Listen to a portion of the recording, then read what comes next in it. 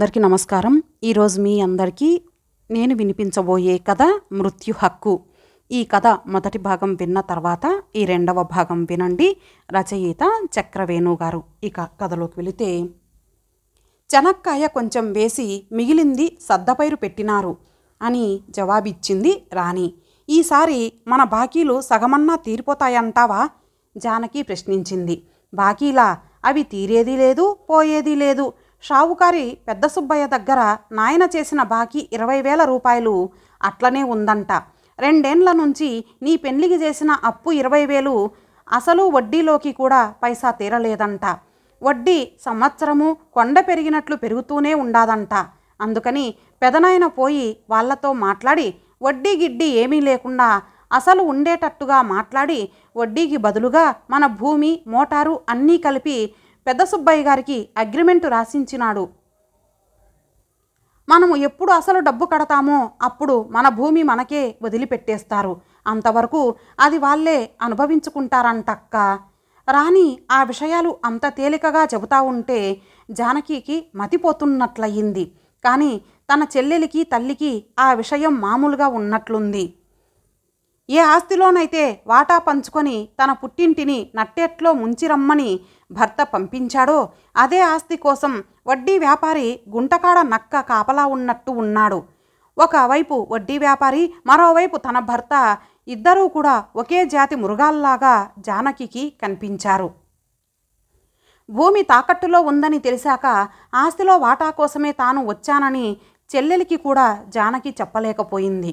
తాను ఇంటికి పెద్ద బిడ్డగా పుట్టినందులకు ఇంటి బాధల్ని పంచుకొని తల్లి మోసే భారాన్ని తాను కూడా తోడై సహకరించవలసింది పోయి ఆడబిడ్డలైనందుకు పుట్టింటిని అప్పుల్లో ముంచిపోయానని తలచుకునేటప్పటికీ జానకికి దుఃఖం ఆగింది కాదు.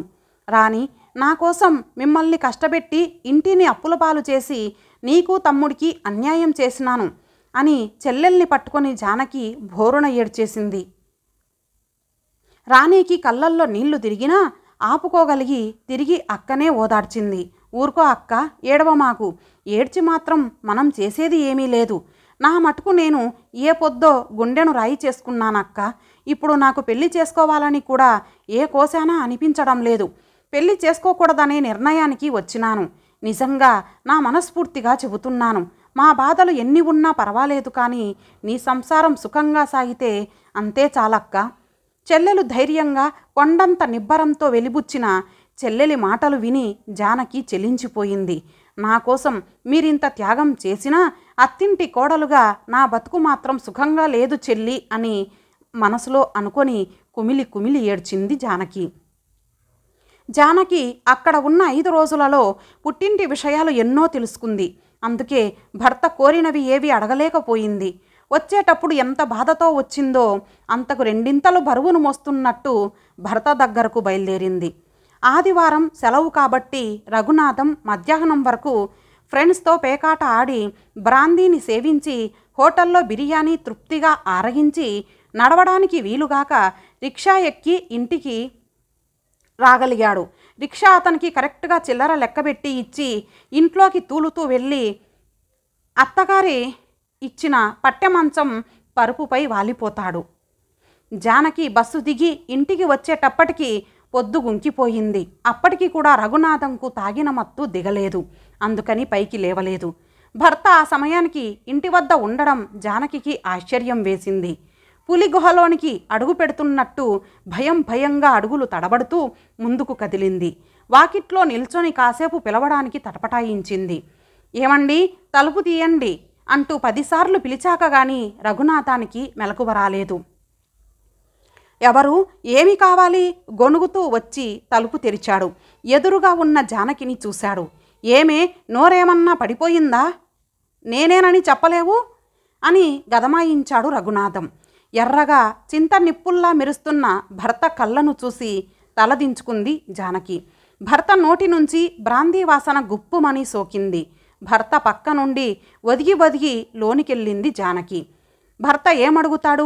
ఏమడిగితే ఏమి సమాధానం ఇవ్వాలి? ఏమి చెబితే ఏమి జరగనున్నదో అని ప్రశ్నలు పుట్టుకొస్తుంటే జానకికి గుండెదడ మరింత ఎక్కువైంది. కొద్దిసేపు ఇద్దరూ మౌనంగా ఉండిపోయారు. కొద్దిసేపటికి మౌనాన్ని బ్రద్దలు చేస్తూ నోరు గంభీరంగా వాగడం మొదలైంది. ఏమే, ఆస్తిలో వాటా రాయించుకొని వచ్చావా? నీ వాటా ఎంతొచ్చింది? కట్నం బాకీ 10,000 తెచ్చినావా? చేయిస్తామన్న నగలు చేయించినారా? రఘునాథం కంఠస్థం చేసినట్లు అడుగుతూ ఉంటే జానకి ఏమీ చెప్పలేక నిలబడిపోయింది. ఏం, నేను అడిగేది వినిపిస్తా ఉండాదా లేదా? గర్జించినట్లు అడిగాడు. లేదండి, మా అమ్మ వాళ్ళు చాలా ఇబ్బందుల్లో ఉంటే అడగలేక వచ్చేశాను. జానకి నోట్లో నుంచి ఆ మాట పూర్తిగా రాకమునుపే రఘునాథం చేయి జానకి వీపు మీద పడిపోయింది. గొడ్డును బాదినట్టు బాధేశాడు. తన కసినంతా జానకి వీపు మీద తీర్చుకున్నాక గాని తృప్తి కలగలేదు. వెదవముండా, చార్జీలకు డబ్బులిచ్చి నిన్ను పంపించింది నీ వాళ్ళ క్షేమాలు కనుక్కొని రావడానికంటే? కట్నం డబ్బులు, చేయిస్తామన్న బంగారు నగలు, భూమిలో వాటా ఇస్తేనే రా, లేకుంటే నా ఇంటికి రాకు అని చెప్పానా లేదా? వాళ్ళు బాధల్లో ఉంటే నాకేమి, వాళ్ళు చస్తే నాకేమి? అల్లుడు తేరగా దొరికాడు అనుకునిందా మీ అమ్మ?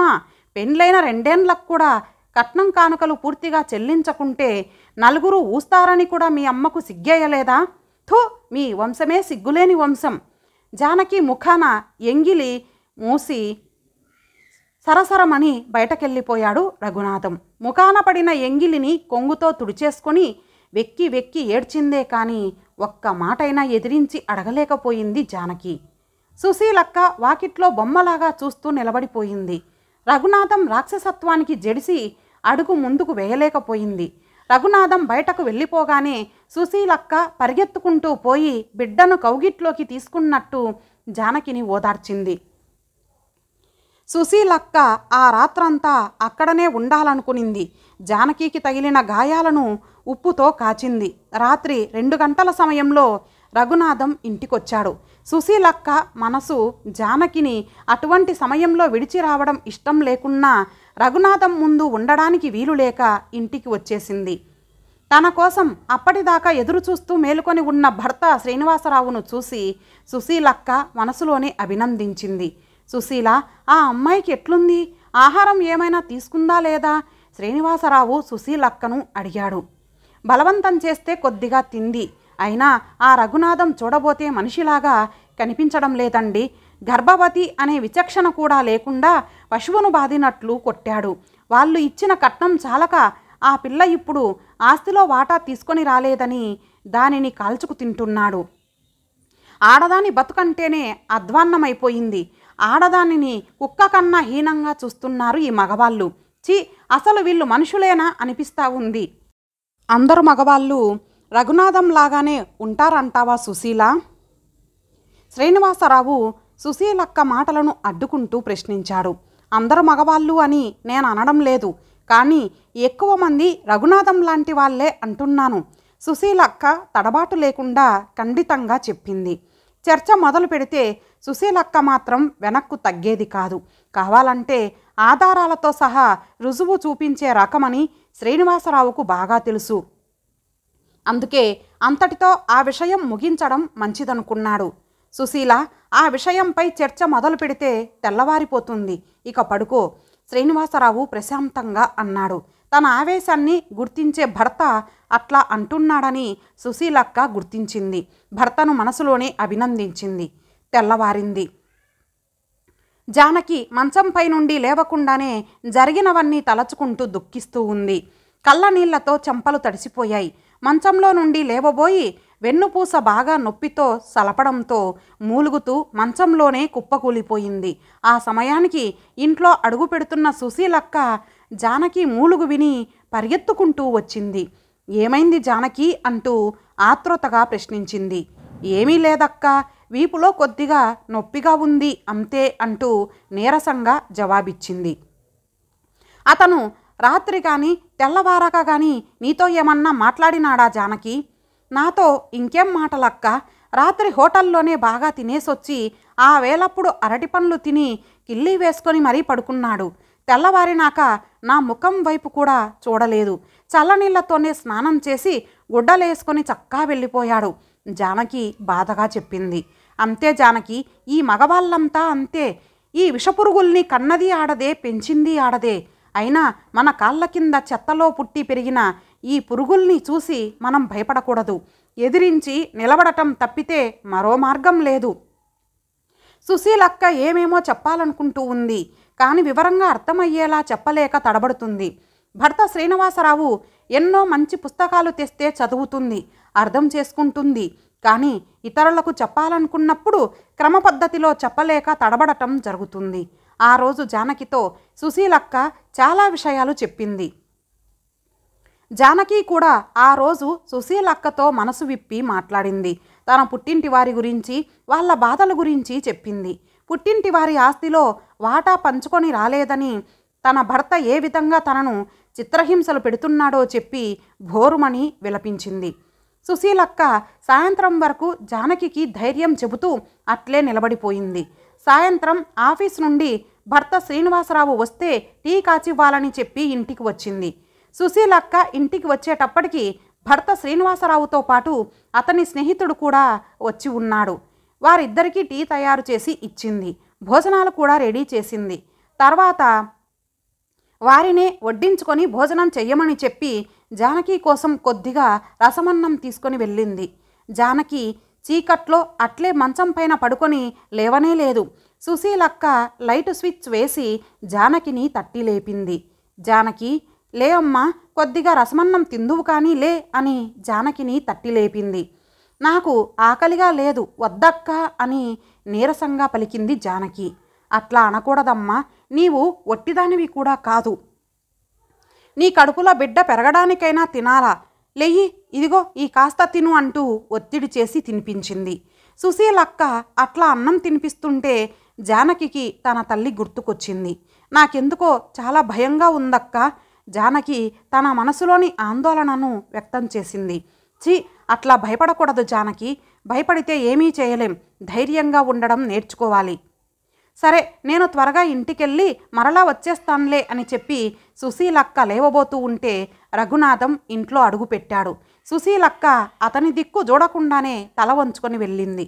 అడ్డమైన వాళ్ళందరికీ నా ఇల్లు ఒక సత్రమైనట్టుంది. రఘునాథం గొనుగుతూ వంటింట్లోకి వెళ్ళినాడు. రఘునాథం మాటల్ని బట్టే తాగి వచ్చాడని పసిగట్టింది జానకి. రఘునాథం వంటింట్లోకెళ్ళి పొయ్యి ఖాళీగా ఉండడం చూశాడు. ఆహా, ఎదురింటాడది ఈ దొరసానికి అన్నం తెచ్చి తినిపించిందేమో. ఏమే, అన్నం ఎందుకు చేయలేదు? ఎందుకు చేయలేదు? రఘునాథం మంచం దగ్గరకెళ్ళి గట్టిగా దబాయించాడు. ఏదో జరగబోతున్నదని ఊహిస్తూ గజగజ వణికిపోతూ ఉంది జానకి. పైకి లెయ్యలేకుండా ఉండడంతో చేయలేకపోయాను అంటూ భయంగానే సమాధానం ఇచ్చింది జానకి. నువ్వు చేయలేకపోతే మీ అమ్మ వచ్చి చేస్తాదా, లేకపోతే మీ నాయన పెట్టిన పని మనిషి చేస్తాడంటనే అంటూ రఘునాథం జానకి జుట్టు పట్టుకొని మంచం నుండి క్రిందకు పడవేసి భరభరా ఈడ్చాడు. నన్ను కొట్టకండి, మీకు దండం పెడతానండి అంటూ జానకి అతని కాళ్ళు పట్టుకొని బతిమాలింది. రఘునాథం ఆమె రోదనను ఏమాత్రం పట్టించుకోక కట్టె తీసుకొని వీపంతా అలగ్గొట్టేశాడు. జానకి గుడ్డలన్నీ చెదిరి వెల్లకిలా పడిపోయింది. రఘునాథంలోని రాక్షసుడు విశ్వరూపమెత్తాడు. కొట్టడంతోనే ఆగక స్పృహ తప్పిన దానిలా నిస్సహాయురాలుగా వెల్లకిలా పడి ఉన్న జానకి ఉబ్బెత్తు కడుపు మీద బలంగా తన్నాడు. అమ్మా అని భయంకరంగా అరచిన జానకి వెర్రి అరుపుకు వీధంతా మారుమోగింది. జనమంతా బయట వాకిళ్లలో గుమిగూడి ప్రేక్షకుల్లాగా ఉండిపోయారు. రఘునాథం ఆ పైన ఒక్క క్షణమన్నా ఉండకుండా బయటకు సరసరా వెళ్ళిపోయాడు. సుశీలక్క జనాన్ని తోసుకుంటూ లోపలికి చొచ్చుకొని వెళ్ళింది. అప్పటికే జానకి రక్తపు మడుగులో స్పృహ తప్పిపడి ఉంది. అప్పుడప్పుడే మానవాకృతి రూపుదిద్దుకుంటూ ఉన్న పిండం బ్రద్దలైపోయి ధారాపాతంగా రక్తం స్రవిస్తూ జానకి పాదాల చెంత మడుగుగట్టింది. మాతృమూర్తి గర్భంలో నవమాసాలు వెచ్చగా గడిపి తల్లి గర్భాన్ని చీల్చుకుంటూ పేగు తెంచుకొని పురిటి వాసనలతో భూమిపై పడ్డవాడు పెరిగి పెద్దై రాక్షసుడిగా మారి తన జన్మస్థానాన్ని మరచి జన్మనిచ్చిన సృష్టికర్త స్త్రీ అని గుర్తించి గౌరవించక మానవతకు జన్మనిచ్చే మరో మాతృమూర్తిని పైశాచికంగా హింసిస్తూ చిత్రవద చేస్తున్న పురుష అహంకారుల్ని ఏమనాలి? సుశీలక్క కళ్ళకు జానకి పాదాల దగ్గర మడుగు కట్టిన గర్భస్రావ రక్తంలో జానకి భర్త రఘునాథం రూపం రాక్షస రూపంగా వికటాట్టహాసం చేస్తూ వికృతంగా కనిపించింది. సుశీల, త్వరగా హాస్పిటల్కు తీసుకెళ్దాం పద అని శ్రీనివాసరావు సుశీలక్కను రెక్కపట్టి కదిపిన తర్వాత కానీ ఆలోచనల నుండి తేరుకోలేదు. సుశీలక్క, శ్రీనివాసరావు ఇద్దరూ కలిసి జానకిని ఆటోలో తీసుకుని హాస్పిటల్కు వెళ్ళారు. జానకిని క్యాజువాలిటీ వార్డు నుండి స్ట్రెచర్ మీద ఎమర్జెన్సీ ఆపరేషన్ థియేటర్కు తరలించారు.